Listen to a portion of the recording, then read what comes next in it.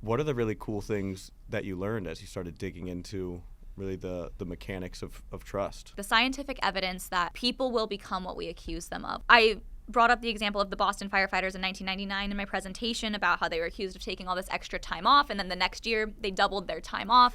And then I thought about the moments in my life that I'd been accused of things, and being kind of the indignant person that I am, the amount of times I went, fine, I'll do it then. I'll be that person. If that's who you think I am, I'll be that person. So that was part of it. And the other part of it was I was reading this beautiful, beautiful book called Hope for Cynics by Dr. Jamil Zaki. I was reading it right around the election too, which just made it hit so much closer to home. And so much of it was we have alienated ourselves and made ourselves so incredibly lonely, assuming that we understand other people's intentions and psychology and all of these things. Like, the bane of my existence has been TikTok making narcissism and gaslighting like words of the year. I'm like, that's not what that is. Like, someone disagreeing with you or setting a boundary with you is not narcissism. Yeah, hard reality.